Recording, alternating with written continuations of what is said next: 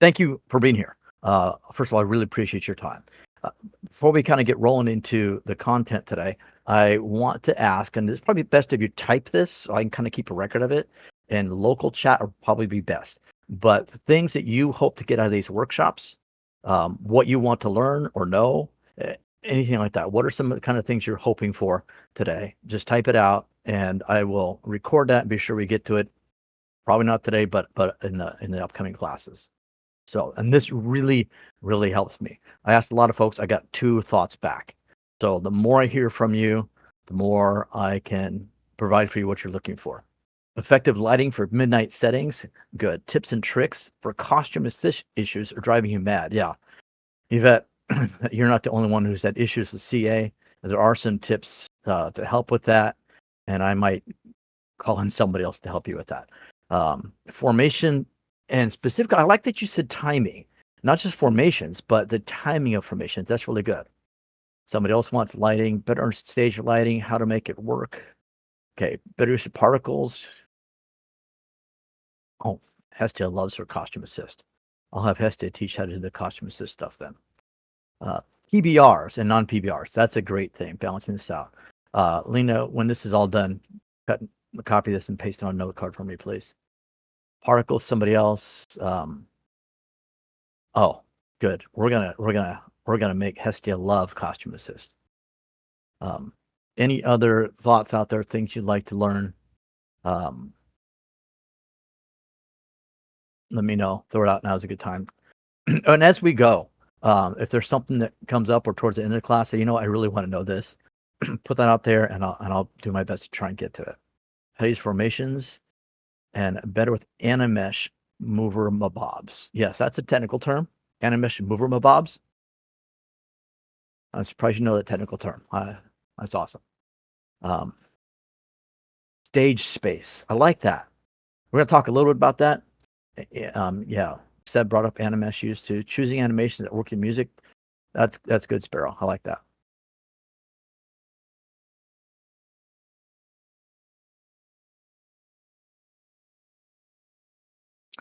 All right. If you come up with more, let me know. I'm going to move on here. And the first thing I want to bring up is I don't think there's any one right way to do choreography.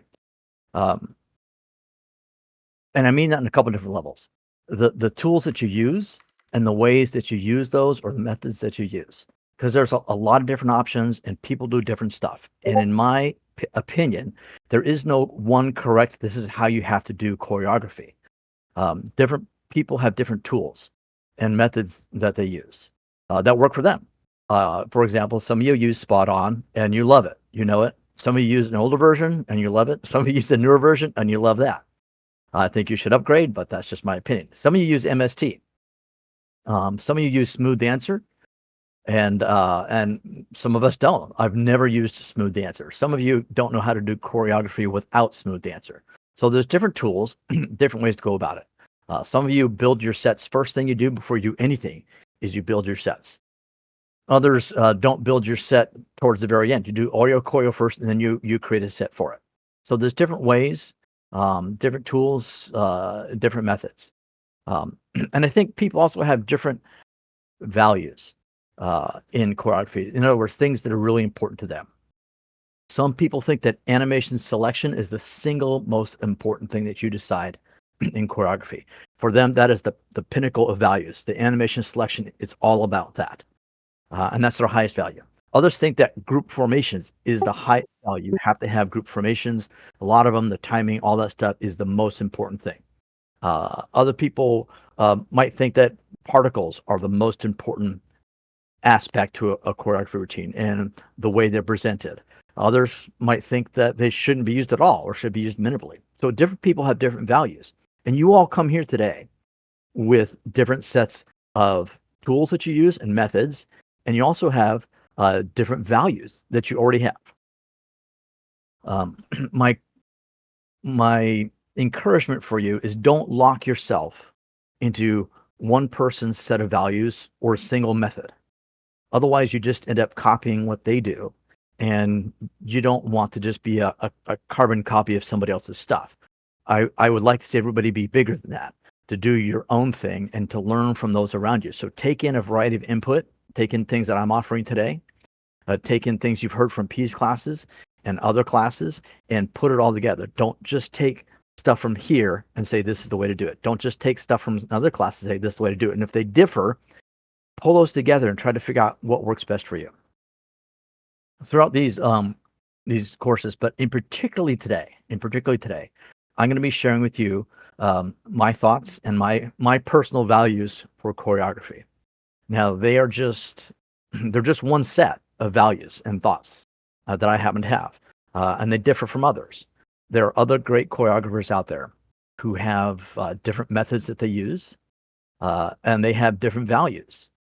So my methods, my values, they are not the definitive and they are not the best way to do choreography. They are for me right now, but I don't know that there is a best way to do choreography.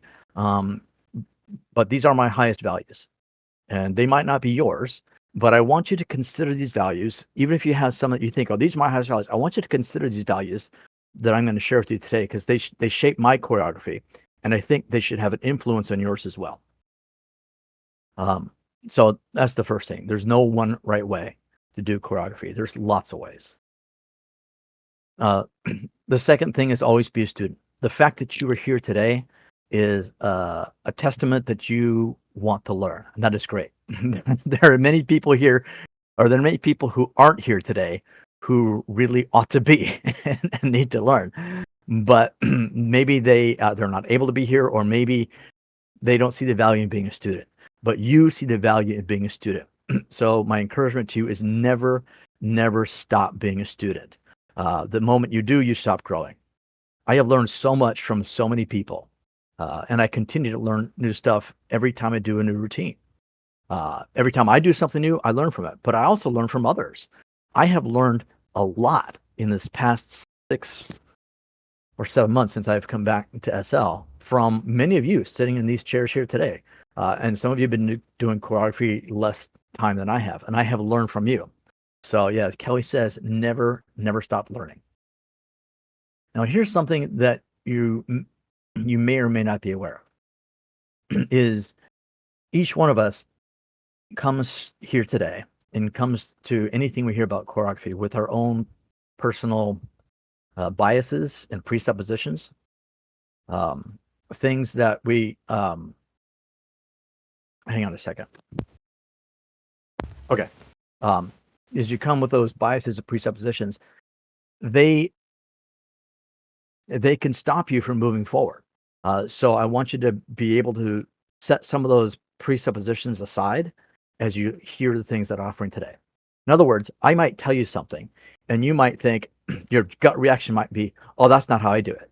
And that could inhibit you from learning something new. Or you might hear something today that's different from what you heard before, and you might say, oh, that's not how I learned to do it from so-and-so. And that bias or presupposition can inhibit you from doing something new or different, or maybe even potentially better. So be aware that anytime you have those gut reactions to something, that's a presupposition and bias that you have. And don't let that stop you from moving forward. So my encouragement is just be open to the things I'm going to share today, and particularly today, but throughout the course. And consider these things as something you can incorporate into your value system and might even supersede some of your values. In the past 6 months, I had a low value, quite honestly, of particles. I had a bias against them for years. In the past 6 months, it was going to a kinetics show here that made me realize I need to get over my hang up here on particles, and I need to incorporate more of them in my routines, because they can add so much more. I think I'm still more reserved than many people, but that was a bias and presupposition that I had that I've had to work through, and it has made me, I think, a better choreographer just in the past 6 months. So just be open to the things that are shared today. You could take or leave whatever you want from these workshops. But my one request is that you do not take the things that I offer as the way to do choreography. What I offer you today in the upcoming weeks is not, this is the way to do it. It is not. It's simply a way that works well for me. And I hope that it will work well for you too. But if it doesn't, you don't have to take these things as this is the way to do it. It's just a way. This is the way I happen to do it. But there are a lot of great ways, a lot of great teachers who have different ways of doing stuff. And the last thing I think in this regard is choreography is always an art. It's not a science. So don't get too bogged down in the mechanics of it, although there's a lot of mechanics and science to choreography, the technical things. But don't just technically duplicate what somebody else has done, either in a music video or on somebody else's routine. Say, well, I want to do it just like that. What I encourage you to do, because it's an art, is to make what comes from your heart in your mind. Let it come from you and who you are and your own experience with choreography. Study the great artists, see what other great choreographers do, but don't just copy what they do. Incorporate what you've learned from them. Think of it if you were painting on a canvas. You wouldn't want to just paint like Picasso and look at Picasso's painting, say, I'm going to paint just like Picasso does or did. Or you wouldn't want to paint just like Salvador Dali or Rembrandt. You want to look at those great artists, but you want to be able to paint your own painting. So you want to be able to do your own choreography, not just something that somebody else has done. Make your own masterpiece. And since it's an art, don't be afraid to do something new or different. Now, I see a lot of comments here. I don't have time to read them all, but there are some good feedback there. Yes, there's a lot of math to choreography. Don't be afraid of it. Math can be your friend. And there are some tools that can help you with some of the math too. All right. This is the heart of what I'm going to share with you today, and I believe it is vitally important. Let me look at the comments here really quickly. Yeah.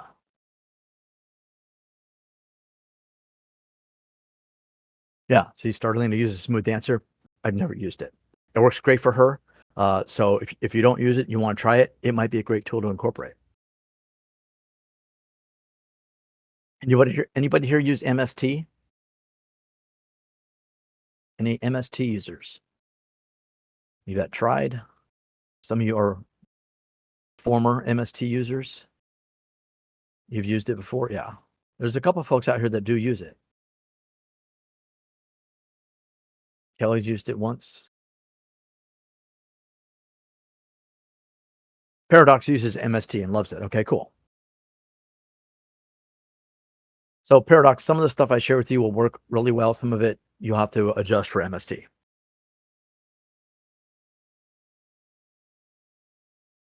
Okay, let's move on here. I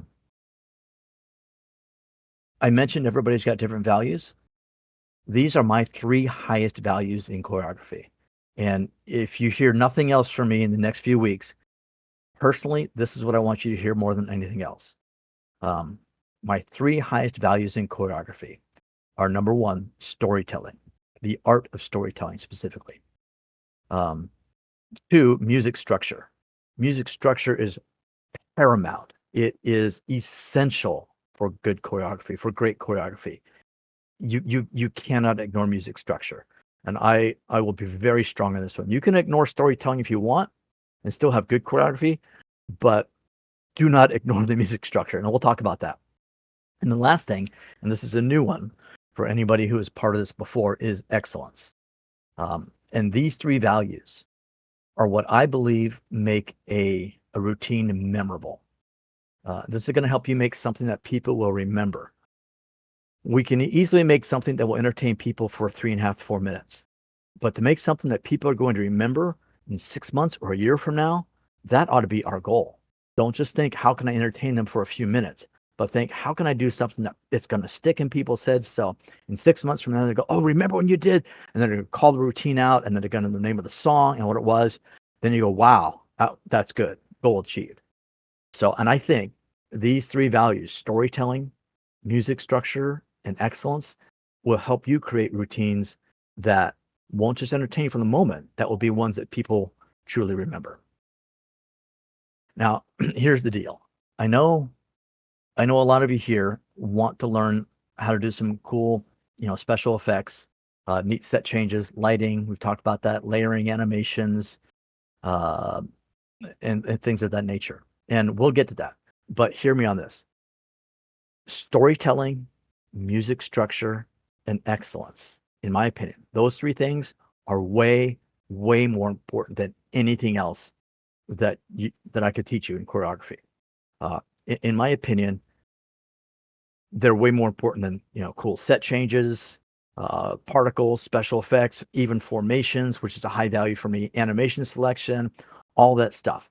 Storytelling, music structure, excellence. Those are the highest values, and we have to think about those things first before we talk about and learn to incorporate the tools. Because if we just do the tools and the cool stuff, we might entertain them, like I said, for 3.5 minutes, but they won't remember it very long. Um, so let's talk about storytelling. What do you have here? Yes. Oh, thank you. Sunset, that's a great question. Um, and I'm excited you asked that. I will get to that right after I talk about storytelling. Great question. Thank you for bringing that to my attention. Yeah, we'll talk about music structure. Everybody loves a good story. Audiences love stories. I mean, that's why we go to the movies. That's why we stream movies on TV. I would much rather sit in front of my TV watching a 2-hour movie that is a great story I could follow from start to finish, much more than watching a fireworks show on my TV for 2 hours.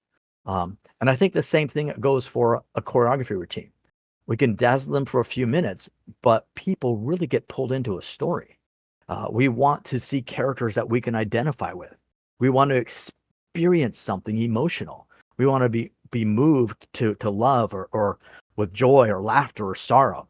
And some of the best choreographed routines tell stories as well. Now, you may not have a story to tell. I realize that. Let me see what's next here. Okay. You might not have a story to tell. Uh, and that's okay. Sometimes that's the case. Not all of my routines tell stories, but more than half of them do.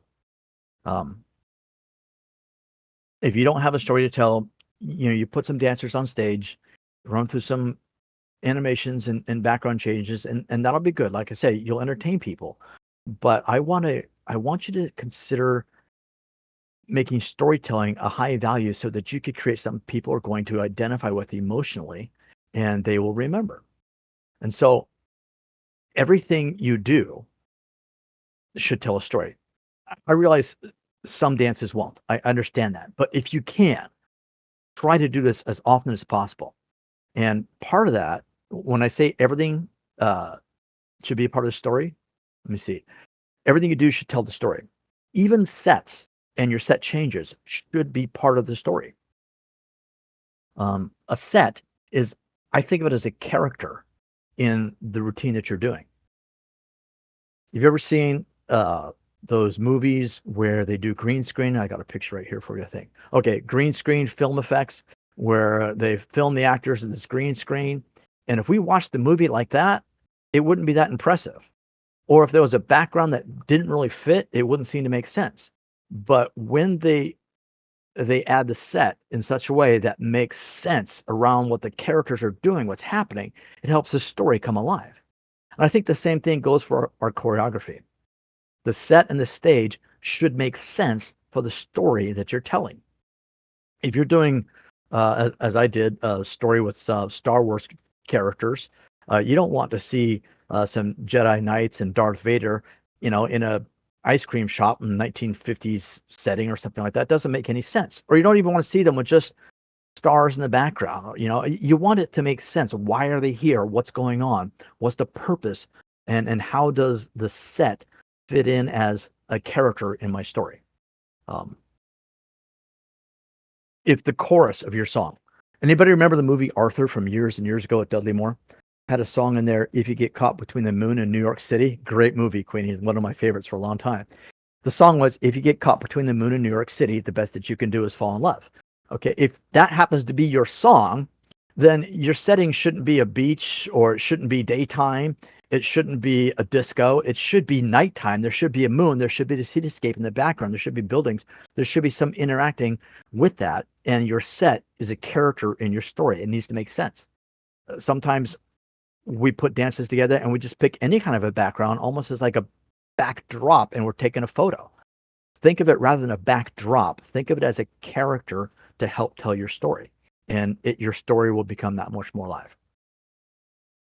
Uh,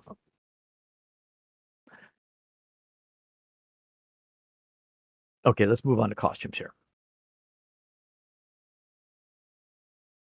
How many people, don't call it any names here, but how many people have ever seen somebody else? Of course, none of us have ever done this, but how many people have ever seen somebody else do a dance and you look at the costumes and you wonder, why did they pick those costumes for this set and this song? Have you ever seen that? Have you ever wondered that in your head? Yeah. Why that costume? How does that go with this set? How does that go with this song? Yeah, of course, we've never done it. None of us have ever done that. But others have done that, and we've seen it. That's right. Yeah, never, never, never, never, never. Okay, so if you're telling a story, then your costumes should be part of that, and they should make sense. Uh, let's see. I'm curious. You've seen some good choreographers do some storytelling in their routines that had costumes that fit the story. Does anybody have any examples, or can you recall one offhand where the costumes seemed to fit the story that was going on, where it just made sense? Besides stuff I've done, Kaiser, thanks. Anyone see Chrissy's Austin Power stance, where she comes out in Austin Powers type setting, and everyone's got the Austin Power costume set? I think that one fit really well.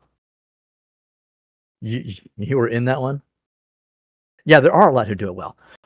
Rory does some that are great. Queenie, probably, yeah, you're Men in Black. Yeah. Mannequin and Dance represent. Okay, good.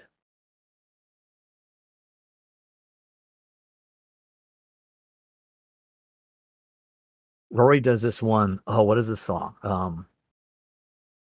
The chorus is "I'll be your woman if you be my man" or something like that, and it's set in a trailer park, and he's got his character that's in boxers and a wife beater T-shirt, and his wife comes out in curlers from the. It's hilarious. The costumes really fit the whole set and the story he was telling. Hilarious. So think about your costumes as telling the story. Thanks, Tom. Um, I think you recorded that, didn't you? Didn't you record that for me, Tom? Yeah. So the costumes in your choreography that you're doing should tell a story and be part of the story if you're telling a story. Let me give you an example of that one I did not too long ago. I do one of the very few solos that I do is it's called "Something in My House." I do it around Halloween. It's the story. If you hear this, listen to this song. It's the story of a man who's being haunted in his house by a love that's not there. So the stage obviously had to be a house because he's talking about being haunted in this house. So I thought, well, I got to build a house. So I built, and I'm a big fan of The Haunting of Hill House from Netflix series. So I recreated the interior of the mansion from The Haunting of Hill House because it's a haunted house. So that was my set. It helped tell the story. But for the costume, as I was building the routine, I was thinking, nice mansion. That means there's a lot of money. I'm kind of thinking, my Bruce Wayne Batman characters start coming through my head. I'm thinking maybe I should be wearing a suit, in this house because it's a mansion. I'm kind of wealthy kind of guy. So, but I listened to the song some more, and the song said, it begins saying it's 4 o'clock in the morning. And I thought, well, 4 o'clock in the morning, most people aren't dressed in their suits, or dresses still. By that time, we're really dressed down. We're in bed or dressed for bed. So that changed with the costume I was going to wear. It had to fit the song and the story I was telling about a guy who can't sleep at night because he's being haunted. So the house is decided for the character. The costume had to be somebody what they're going to wear at 4 o'clock in the morning. And I went with some plaid pajama pants and a tank top. And I did that specifically for a reason. I know that skin sells. I know that people like to see that. But I wanted people to like my routine for the choreography and the story I was telling. I didn't want them to get hung up on, a no shirt character in the choreography and not to be what they're hooting and hollering about. I wanted people to like the story and follow the story. So I intentionally dressed conservatively for that. And it helped keep the focus on the story. And so don't just slap on the skimpiest thing you can find to cover up for lack of storytelling. If you're telling a story, if the story is there, don't do that. Let your costume be a part of the story that you're telling. If you want people to really appreciate your art and what you're creating and what you're doing, then tell a story. Don't just rely on the costume to be what people ooh and ah about because that's something that somebody else made. Um, Let it be the work that you're doing. Now, if you are here as a burlesque dancer or a male review type dancer, and those are the shows you're doing, that's different. And I understand that. You can still tell a story with some of those, but sometimes you're not. You're just entertaining in a different way. But if you're telling a story, think about these things. I have I have two favorite musicals that I like, and I have a chance to see a lot of them because we have a local theater in our town. But my two favorite musicals have always been Les Miserables and Phantom of the Opera. If you haven't seen them, you should. They tell incredible stories, and in none of those musicals is anybody scantily clad. It's all about the music and the dance and the story, and because they tell such amazing stories, it's something that really cuts people to the deep in their heart. So, always consider costumes to be part of your storytelling. And I thank you for agreeing with me, Paradox, on that. And let me just make a comment. Some people are going to disagree with me and have good reasons to, and that's okay. Take the values that they have and the values that I have and weigh them out and balance them out for what works for you. Does that make sense? Because some people have different values, and that's okay. Uh, some of you know that costumes are my weakness. I don't feel like I'm very good at costumes, and so I often solicit help. I have asked some of you here to help me with costumes. I got a lot of help for the Christmas program I did recently because I knew that was something I'm not good at. And so I solicited help from a variety of people to help me with costumes because it's a weakness of mine. It might be your strength. My guess is many of you are really good at shopping, and some of you probably pick your costume before anything else. So, a few thoughts that I have on costumes and things for you to consider as you go through and as you're deciding your costumes. First of all, don't just do the same thing every time. Don't do the same thing every time. Variety is the spice of life, so mix it up. Here's some options for you to consider. I don't think I have these on. Okay, I don't have this on a slide. So, regarding costumes, you can do something. Here are some options for you to think about. Uniform, which means everybody's wearing the exact same costume. We've seen that. You've done that. Everybody's got the same costume. That's one option. You can have the same costume on everybody, but different colors or two sets of colors. You could do that as well. That's a different option. You could have a different routine where you have men and women, and the men all have one costume, and the women all have a different costume. That's another option. You can have a different costume for every single person in your dance, and none of them are the same. Like the one I just did at Burlesque Dolls on Friday night last night. Nobody was wearing the same costume. It was all different because it fit the story. It looked like a bar that people were dancing at, and so people shouldn't be wearing the exact same thing in a bar setting like that. It helped tell the story. You could have your lead dancer in one costume and everybody else in something different, or the men in something different, the women something different, or any combination of any of those. Whatever you do, don't do the same thing every time. Vary it up because that creates variety, and variety is the spice of life. So, because they are important to telling the story, I do recommend you use quality costumes. And I am frugal in my shopping. And as you all know, it costs money to buy costumes for all your dancers. So find find a good balance. Don't just go with something that looks cheap. Um, if you can spend a little bit more to get something higher quality looking, do that. Try not to sacrifice too much here, but work with your own pocketbook. Just understand they should try to be good quality. Some people, and here's the challenge. Here's the challenge for that. I'm going to talk about number of dancers next. Some of you, some of us, we limit our dancers because we have a great costume and it costs like 1,500 linden, and we don't want to have 7 dancers in our routine because that's going to cost way too much. So we limit our dancers because we have a great costume. That can inhibit your choreography if you do that. I think you ought to consider having more dancers. I think many of us should consider having more dancers than we do on a regular basis. In fact, let me talk about that next. Amount of dancers.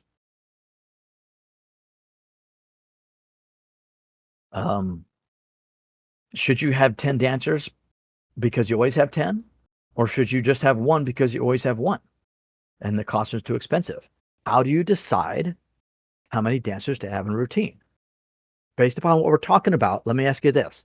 How do you decide how many dancers you should have a routine? Is it based upon the cost of costumes, or is it based upon how many you normally do? What's your decision on how to have or how many dancers to have in a routine?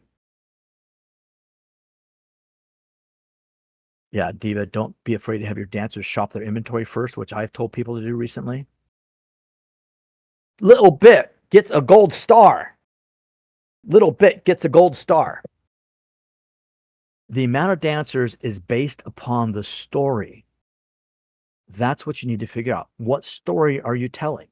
When I did there was something in my house, it talks about I'm all alone. Well, I couldn't have more dancers than that because he's all alone in a house. If you're doing a story that naturally has lots of people in it and you could hear in the song there's a big choir or something, then you're going to need a lot of dancers. Whatever the story is what dictates for you how many dancers you have in many times. Uh, uh, I did one for Christmas. Not all of you have seen it, but it's called Old City Bar. It's a very different dance, and it's more storytelling than dance. But the story dictated how many I needed. I needed to have a bartender telling the story. I needed to have a girl out in the cold. There needed to be a taxi in there. The taxi wasn't an avatar, but it was a character in the story. There needed to be a little boy in the story. There needed to be somebody walking in the bar because it talked about that. So that's 5 people right off the bat. I had to have at least 5. But it couldn't be an empty bar with just a bartender and then nobody else. I had to have some people in the bar too. So I put another 2 people in the bar, 3 people in the bar. And the story is what decided how many people, how many dancers are going to be in it. And none of the costumes were the same because it was just a barroom type setting. So the story should really dictate how many people you have. Some songs really lend themselves to being solos, and they're sad. If a song is sad like that, you have to be alone. They just need to be alone. Other routines have to be a couple because it's a love song and there's going to be this romance going on. Anyone ever see that black and white one that I've seen a lot of Chrissy's work, so I call on her a lot. That Chrissy and Cassie do, where it starts off black and white and they come together, then there's color in the end. 2 people, love song, tells a great story. Just incredible. You've seen it, Lena, right?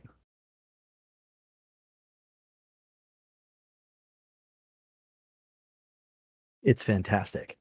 Yeah, it's just amazing. And that had to only be 2 people because that's what the story was about. So as you think about how many dancers, think about how many do I need to tell the story rightly? Let me see what else I have here. In my thinking, in my opinion, most of our dances can have at least 5 or more. And 5, in my opinion, is a low number. Uh, try to go with 5. Try to make 5 your new minimum dancers. 3 is easy, but it's too few, and especially when it comes to formation. So up your dancers, put more people in it if you can, but for a reason. Uh, help them play part of the story if you can. Think of how many dancers you need and why you need to have them. Don't just do the same number you always have, but let there be a reason for it. Yeah.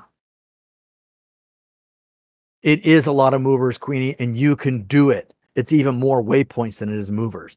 But if you want to go from good to great, You got to start thinking about these things. How many did I have in Silent Night? 15? I think I had 15 uh 15 dancers, if you will, in Silent Night. So, and let me just say something on this too. You do different formations with odd numbers and even numbers. So think about that.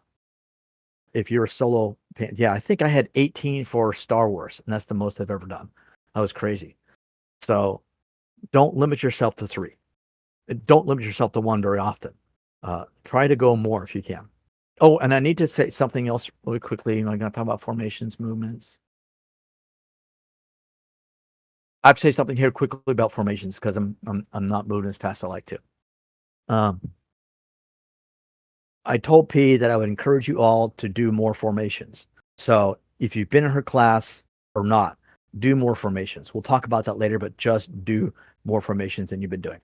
Okay. So I think we've said enough about amount of dancers. What else do I want to say here? Animations and movement. I want to kind of move this part quickly for now. Um, as you're telling a story, be aware that all of your animations don't have to be dancing animations. Now, this is more of a Mavrick value and my style of doing things, and you've seen it if you've seen any of my stuff.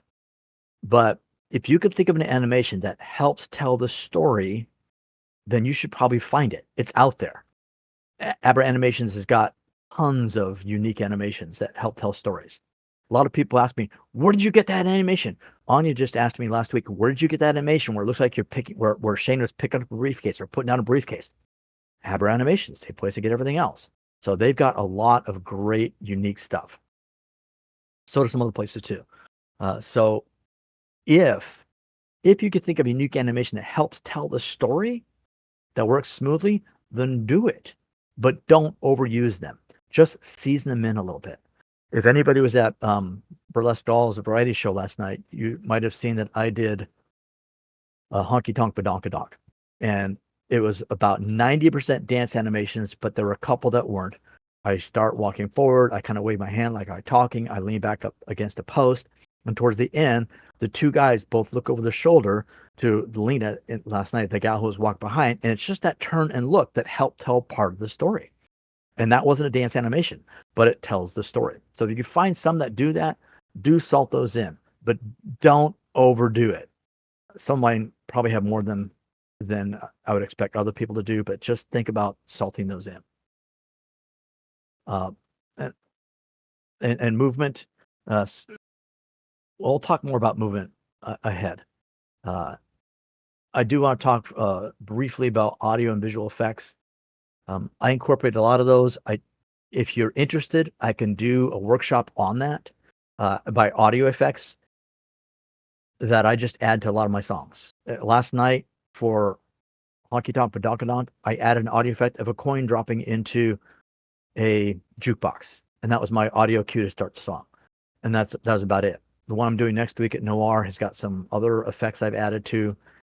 So I can show you how to do audio and visual effects that can help tell a story. But I want to move to something else really important here. And let's see. Let's see who gets this one right. Where does the story come from in your routines? Where does the story come from? Where do you get your story? The heart. Good. I like that. Where else does the story come from? Your dreams. The music. The music. Good. The song. Your muse. She tases me. Okay. Is your muse for hire? The recesses of my mind. That's a scary place, Hestia. The recesses of your mind. I've seen into it a little bit. It's a scary place. The music inspires, puts you in state of mind and place. Yes.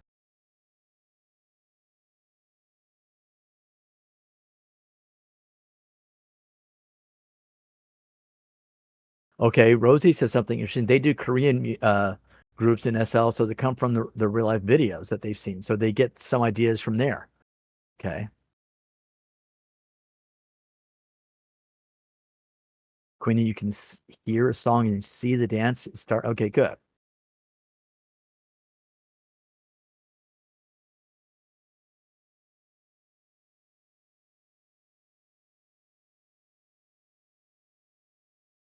Dakota says she's a lyrics person.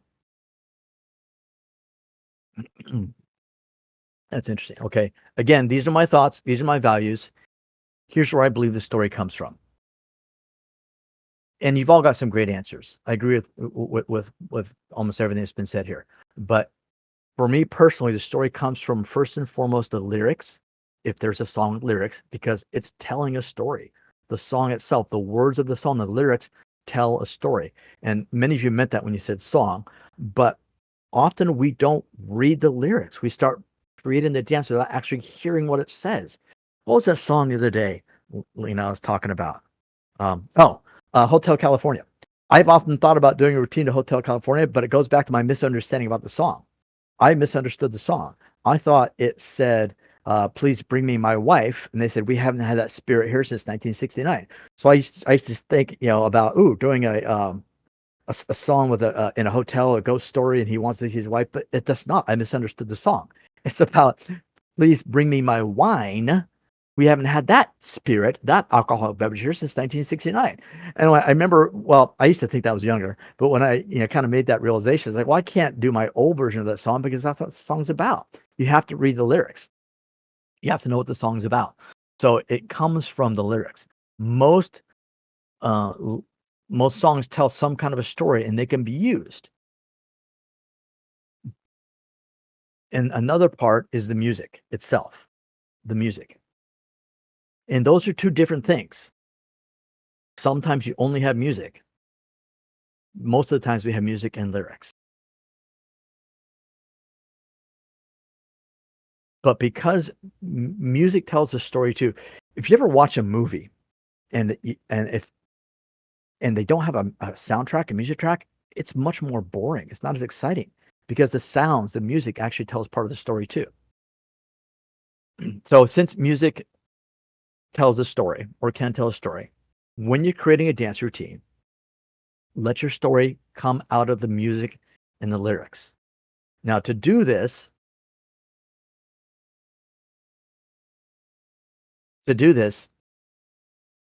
you have to really focus on both those things, the music and the lyrics. You have to listen to the song countless times before you even are ready to do anything. Write your ideas down, brainstorm, map it out as you go. But the lyrics, I encourage you to read them carefully. Is there a story? What is the song about? Can you tell that story in a way that makes sense? Now, here's what I recommend you not do. And this is different than what many of us do. I know that. But here's what I recommend you to not do. Don't try to recreate a music video. And here's why. All too often, they have nothing to do with the music or the lyrics, especially if there's lyrics to the song. I've seen so many music videos that are completely unrelated to the lyrics of the song. And if you're just trying to recreate a music video, people have already seen the video, and your dance routine is probably not going to be as good. So don't watch the music video. Find a version of the song that doesn't have the video. It just has the lyrics, and read the lyrics. I've seen some music videos that actually contradict the lyrics, and that drives me nuts. And then some people try to recreate those music videos that contradict the lyrics. It doesn't make sense. Don't do that. The only exception I have to this is musicals or movies. If your song comes from a musical, then tell the story that that song tells in a musical. You don't have to, but that's a great place to go. Study the musical, see how they tell the story. If it's from a movie, watch the movie. Every time, half of my routines have come from songs that are from movies. And before I start doing the choreo, I watch the movie just to kind of get inspiration and ideas to tell the story. I don't recreate the movie necessarily, but I just get ideas. So in addition to the lyrics, it comes from the music itself. Listen to the music. And here's what somebody else said here. Close your eyes and listen to the music. Hear the musical changes. What's the emotion of the song and the music? What images come to mind? Is it instrumental? What's happening through the changes? Does your song tell a story? If it does, then tell it.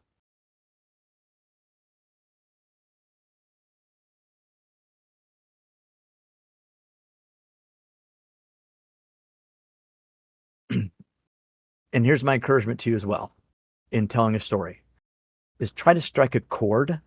In other words, convey emotion in your story.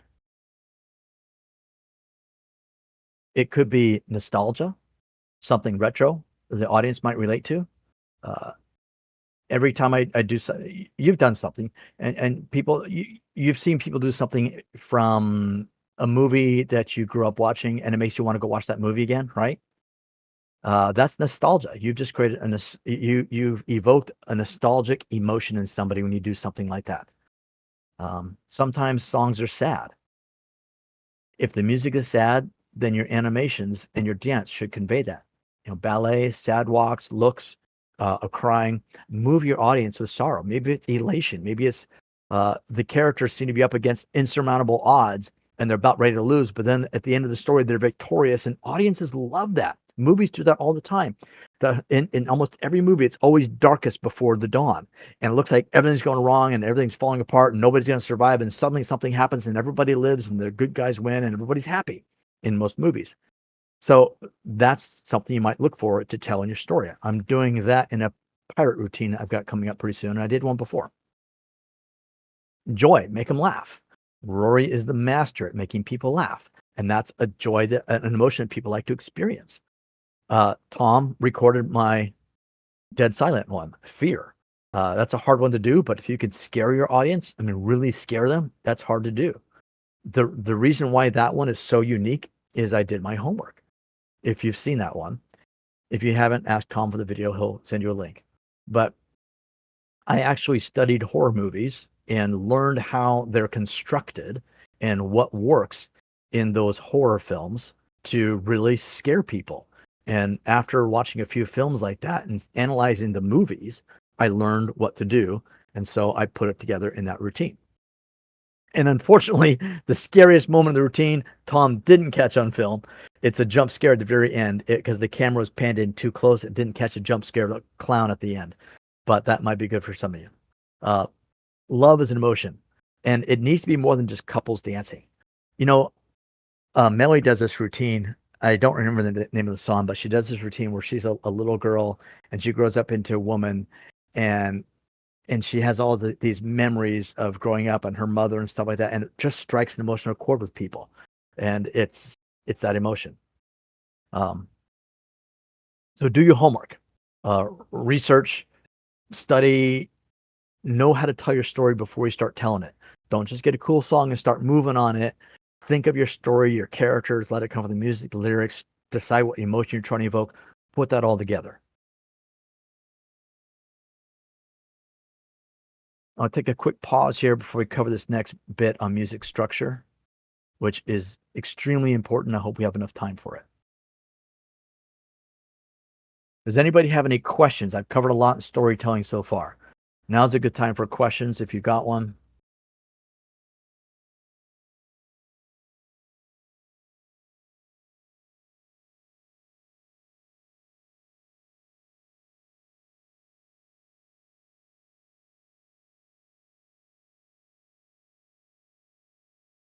Let me say something while you guys are formulating questions. Please, if you have any questions, ask. This is one of my highest values in choreography. If you want to make great routines that people remember, consider telling stories.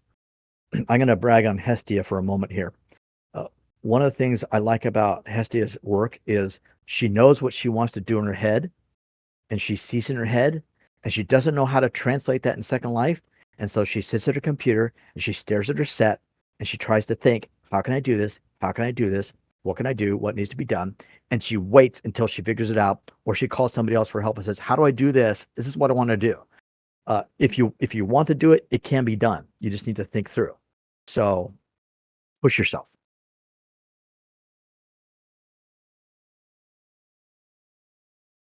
Interesting paradox.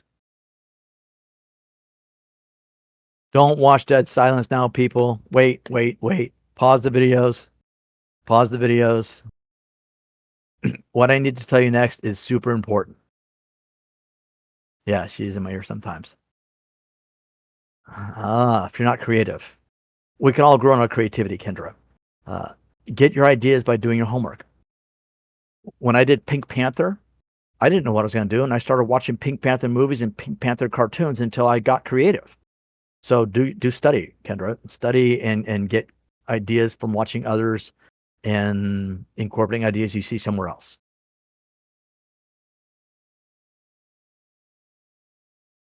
You are a very creative person, Hestia. She pushes her brain because it doesn't come from her as naturally as she would like.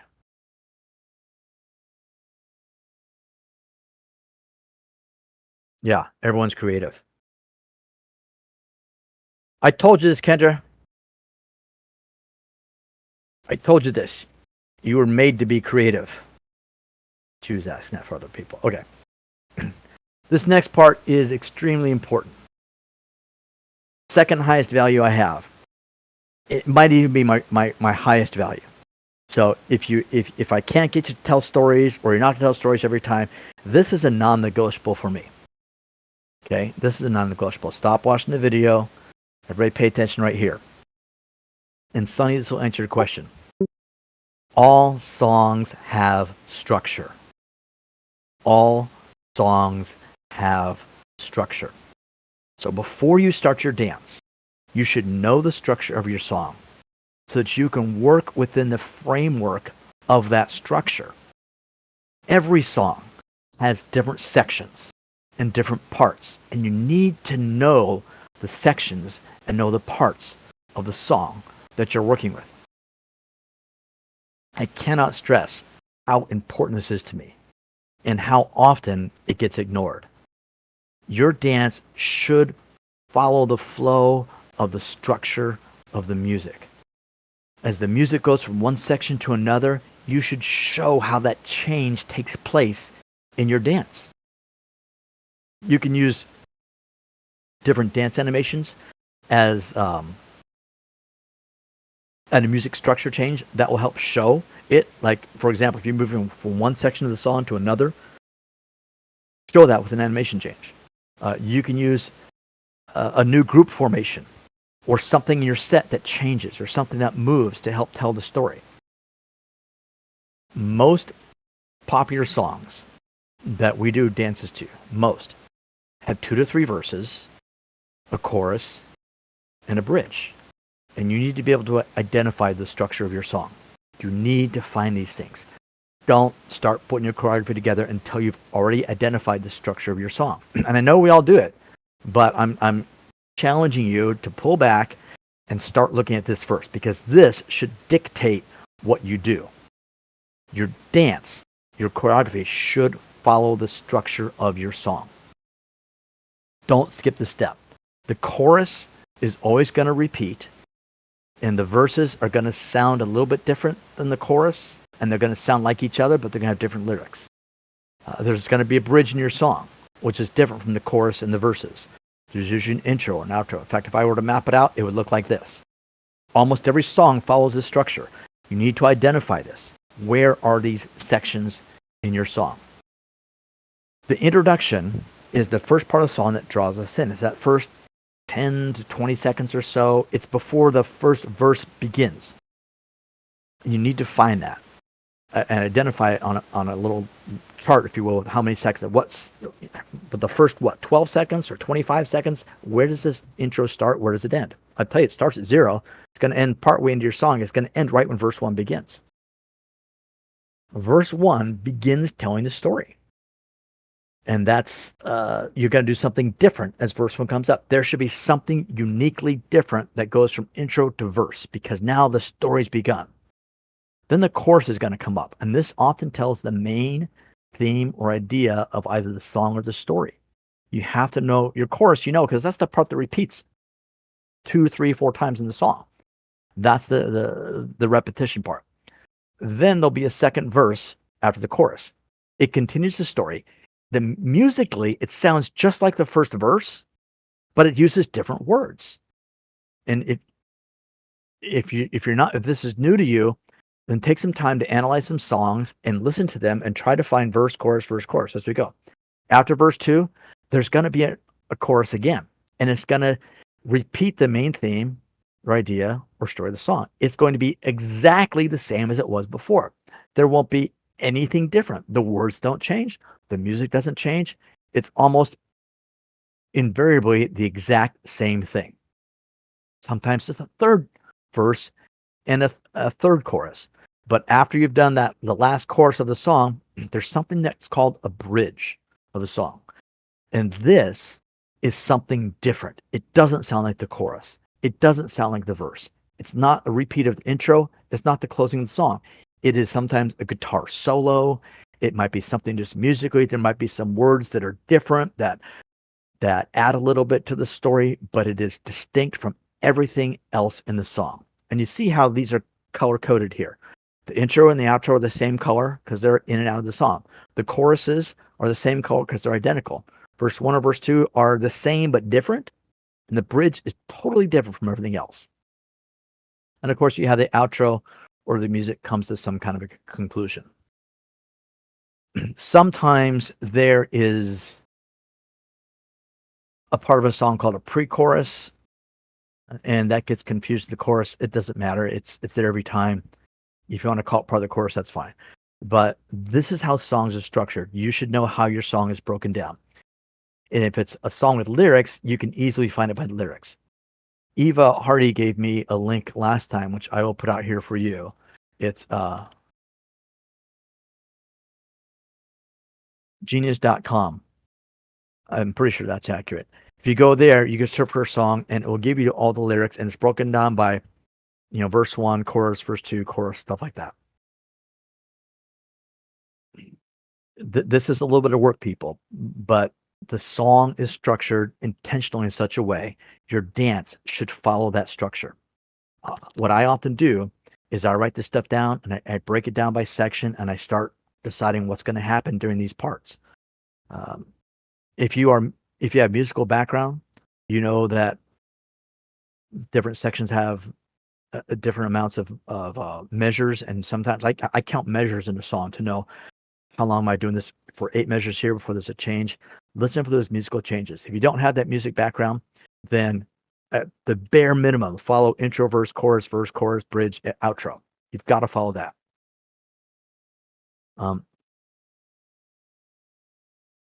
Okay, we've talked about all these things right here. Let me see, move on.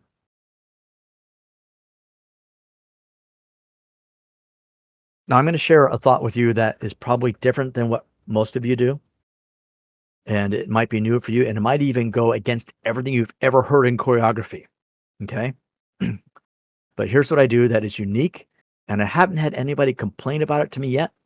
They might talk behind my back about it, and I don't know it. But here's what I do that's different, and I want you to consider doing too. You don't have to do it, but here's what I do and why I do it.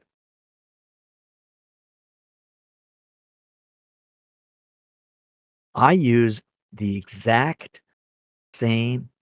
Somebody asked, how do you decide what animations? Well, there's so much to that. I'll have to get that at some point. But I use the exact same animation more than one time in a song. In fact, I might even use the exact same animation 3 times in a song, maybe even 4 times in a song. And that's not bad. You've probably heard people say that's bad, that's bad. I'm telling you it's not. And I'm going to tell you why.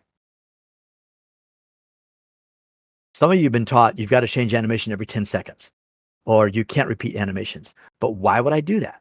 The reason why I do it, and here's why I do it intentionally. I do it because of the music structure. Think about this.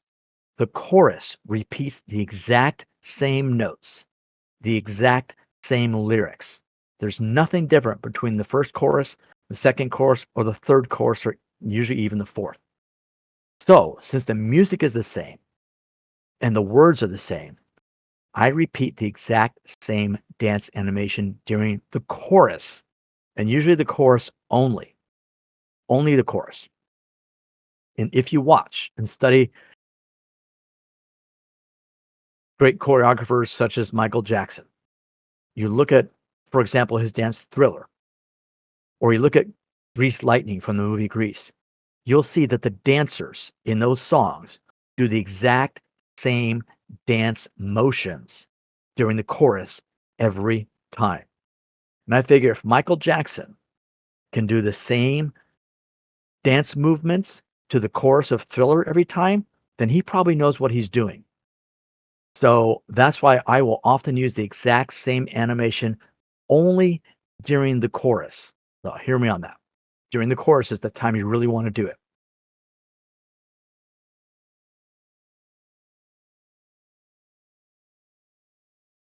I think one of the reasons why people believe my timing is so good is because they see that same animation repeating the exact same time of the music every time. They notice every time the animation's hands go up and clap is a certain time in the chorus, and they see that happen 3 times. They think, "What incredible timing!" Because I did it at the chorus, the same animation. I did the same animation for the chorus every time.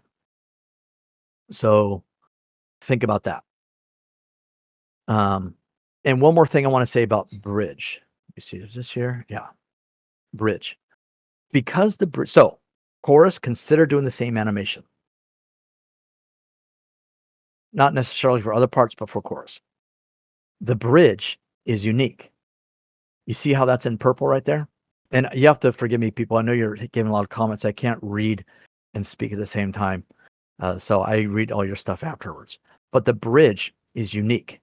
The bridge is different than everything else in the song. So I try to do something unique during the bridge. Since the music and the lyrics are different here, let that be reflected in your dance. Do something visually different, noticeably different in animations or group formations or set movement. Something should be different about the bridge than everything else. They should know when you come to the bridge because visually you have done something that matches the auditory change in the music. Hope that makes sense. Okay, we're about done here. I want to put in my third and final value here. Well, let me ask before anybody have questions about music structure?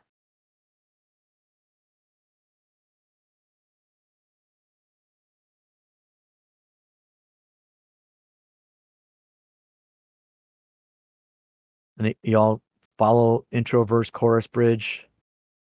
Not anymore? Okay, good, Sonny. I'm glad I answered that question for you. That's cool, Kelly, that sometimes use the same animation for choruses.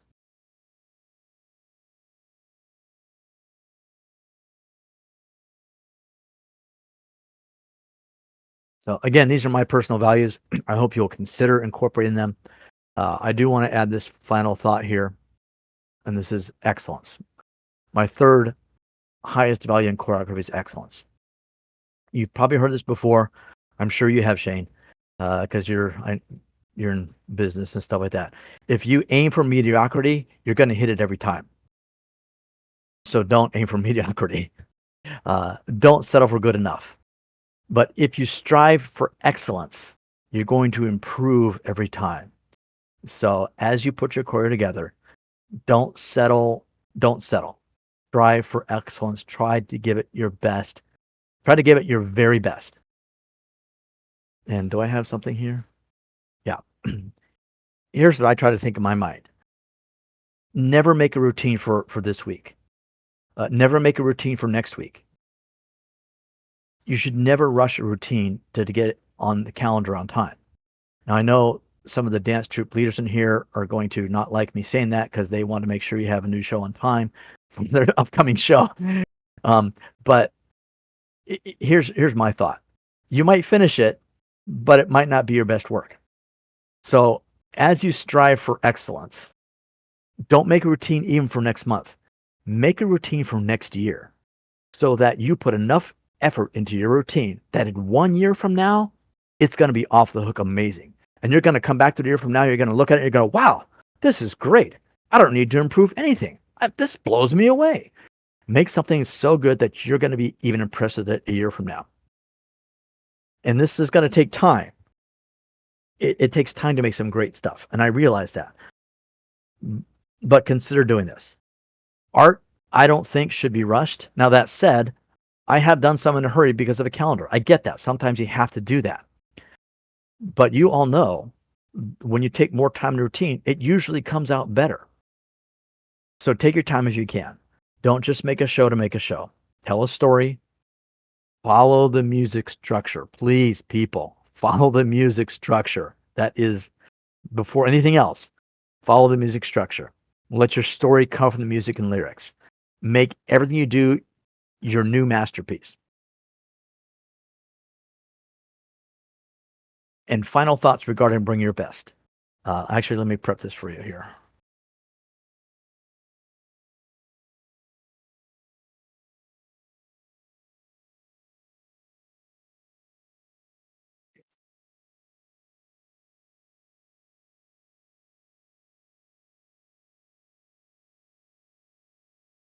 Okay. Um,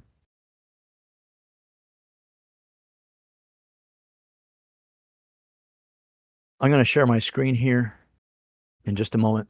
So you'll need to accept that in just a moment. But here are my final thoughts regarding Bring Your Best. Some of you here are leaders in your own theater. Some of you think you're not a leader and you just consider yourself a choreographer. But most choreographers got into this by being a dancer. Many of us started out just being dancers.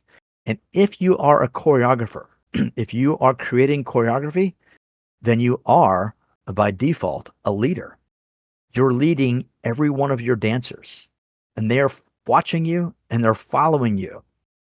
And so, since you are a leader, my encouragement to you is to bring your best to inspire those who are around you. Now, I'm going to try to share my screen here if I can in this call, if I can figure it out. How do I do that? Share my screen. So you're going to have to accept this, I believe. And next week, we'll share screen almost the whole time as I do some practical stuff. Sharing audio. So please accept this.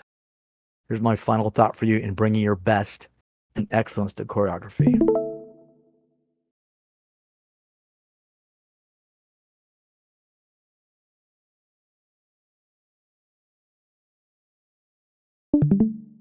Here, 2 in. Keep joining, folks. 3.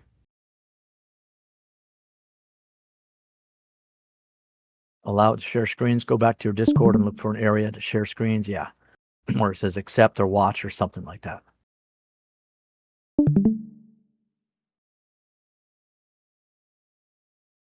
few more are going to join in just a moment, and we're going to close with this thought.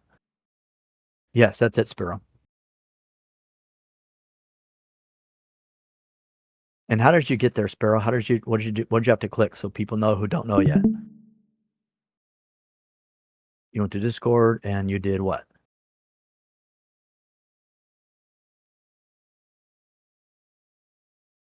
Go to Discord page, click on the live beside my name. Thank you, Diva. Right beside my name, somewhere in the list that should say live, click that, and you should see a YouTube video paused with some football players sitting on the ground. Yes, and it is paused. I'll start it as soon as I hear a few more clicks coming in.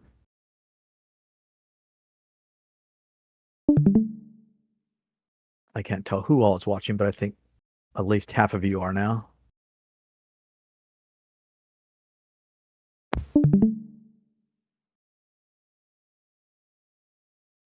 Do you know this, Sagia? Do you know this clip?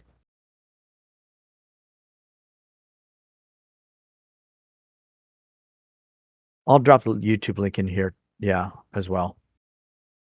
If you guys just want to follow her, and I'm going to start play in just a moment. Next week, we will be sharing screens almost the whole time, so you'll need to be able to do that. And for those of you who are on, I'm going to start it now. It's not even funny, dude. So, Coach, how strong is Westview this year? A lot stronger than we are. You already written Friday night down as a loss, Brock? Well, not if I know we could beat them. Come here, Brock. You too, Jeremy.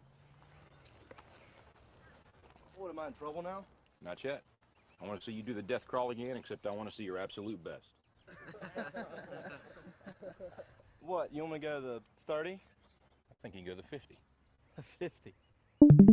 I can go the 50 if nobody's on my back. I think you can do it with Jeremy on your back. But even if you can, I want you to promise me you're going to do your best. All right. Your best. Okay. You going to give me your best? I'm going to give you my best. All right, one more thing. I want you to do it blindfolded. Why? Because I don't want you giving up at a certain point when you can go further. Get down. Jeremy, get on his back. Now get a good tight hold, Jeremy. All right. Let's go, Brock. Keep your knees off the ground, just your hands and feet. There you go. A little bit left. A little bit left. I bet he does it. There you go. Show me good effort. That way, Brock. You keep coming. There you go. It's a good start. A little bit left. A little bit left. There you go, Brock. Good strength.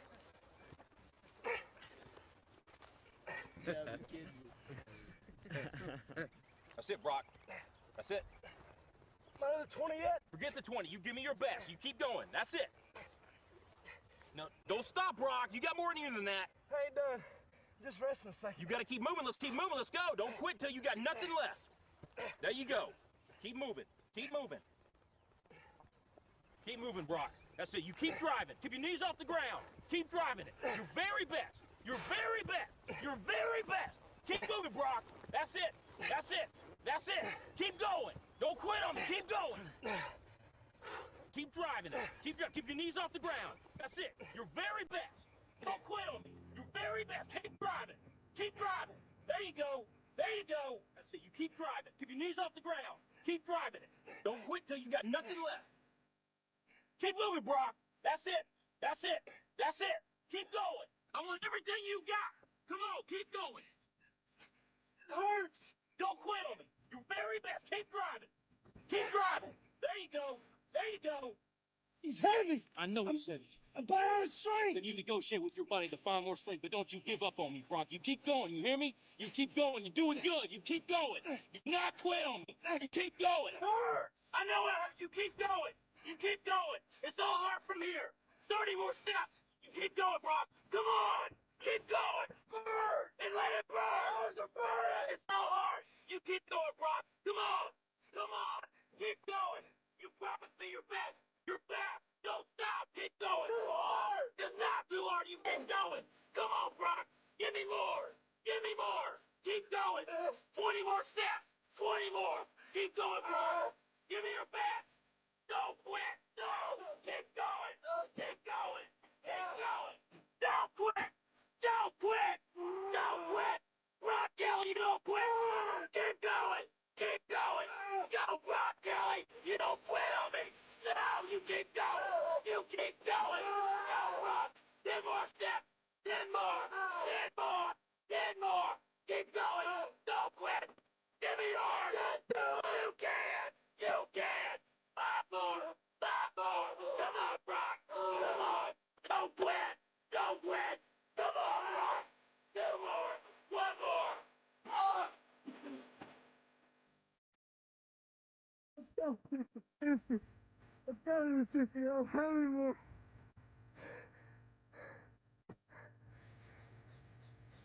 Look up, Brock. You're in the end zone.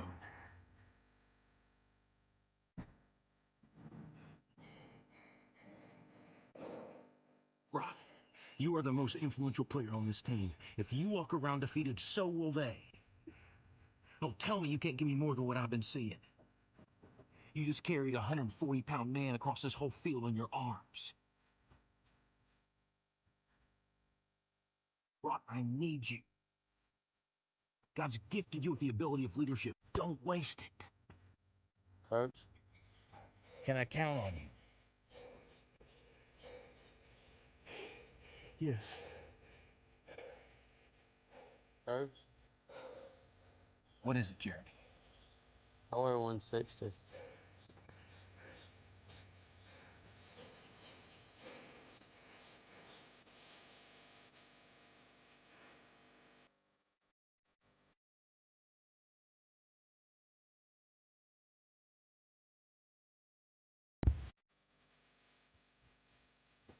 All right. Who's next? All right. So there's my encouragement for you is give it your best. Whether you realize or not, you're leading other people. And you could be a great example to those around you by bringing it your best. I know it takes time. It's a lot of work, but it's well worth it.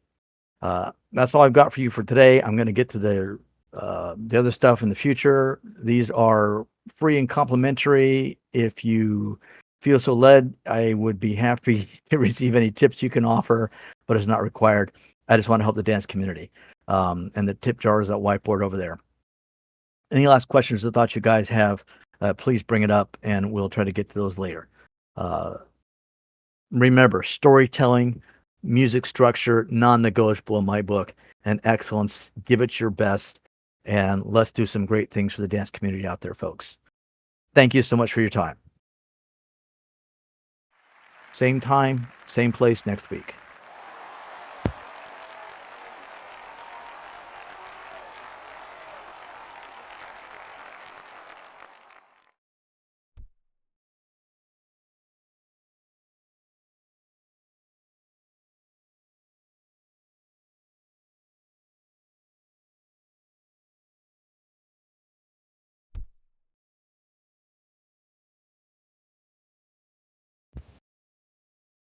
And you guys can unmute if you need to for any reason. Questions, whatnot. I get those too. Sure.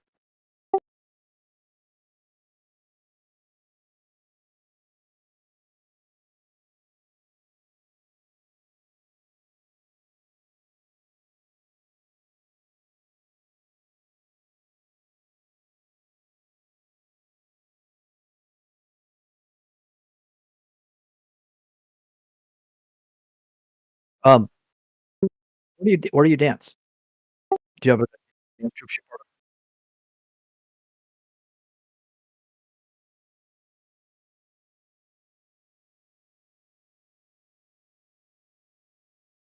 Okay. I ask other people I know who seem to know what they're doing. I don't know of a group where you can specifically ask. I mean, you can ask in Spot On if it's a challenge with Spot On. Uh, Lena might know better than I do because she's been in the dance community longer than I have. I've my experience and what I've done in the past is I've seen great people and I've just asked them. I've asked Melly how to do stuff. I've asked Rory how to do stuff, and sometimes they ask me how to do stuff. So if you're not sure, find somebody you might know who can help you with, especially a specific challenge you're having. If it's learning the tools of Spot On and things like that, there are online classes or online videos you can watch. Sometimes those are a little bit tedious to watch, but they do offer all the basic information you'll need. So and hopefully you'll pick up some of the stuff here too. The Spot On group is really great. Yeah. Anytime you have a question, because everybody from the dance community is a member of that, and there's always somebody to help. Mm-hmm. Good. So you could try there. Does that help answer your question, or are you looking for a different kind of assistance, or what?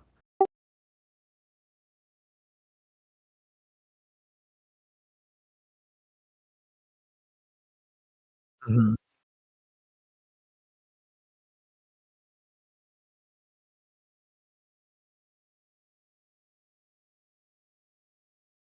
Okay. What does you mean in building or in dance or what? I messaged you in World. You can ask me. It's Lena. Also, with Spot On, I'd be careful about asking any non-Spot On questions. They tend to frown on that a little bit. If it's a Spot On, how does Spot On do this or that? But if it's like how you want to, like moving a stage or doing set changes, that's not a Spot On question. If it's like why are my movers doing this or not doing that, that's a good Spot On question.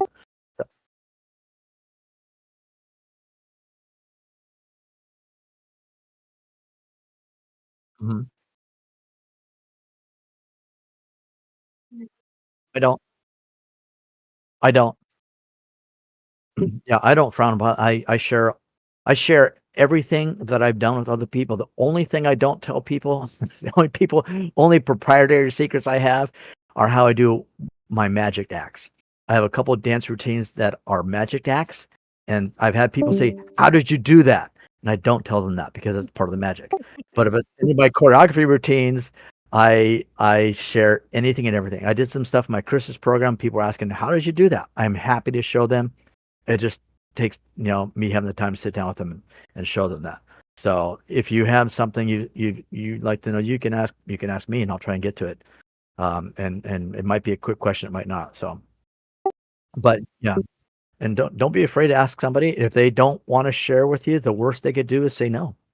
And at least you found out by asking. But if you see me do something, you can always ask, okay, Mav, how did you do that? And I'll share with you. Or you can ask Shane, because Shane knows how I do almost everything. He just figures it out on his own. He sees me do something, he goes, oh, I see what you did there, Mav. You did this. I'm like, yep, that's exactly what I did. So he figures out the stuff that I do on his own. So if I'm not around, you could probably ask him. 'Cause The funny part is I may know technical stuff, but you were talking about being excellent. Yeah. I actually have a different point of view. I don't do things because I'm such a perfectionist, and I see all the crap that I do, so I don't do it. So I actually think, in some ways, the best way to do things is just do it again, do it again, do it again, do it again. Just keep doing it, get better, learn as you Yeah. do stuff. Yeah. Because otherwise you can psych yourself out, and I'm definitely a victim of psyching my own self out. Mm-hmm. Yeah. And here's the thing with the choreography. At some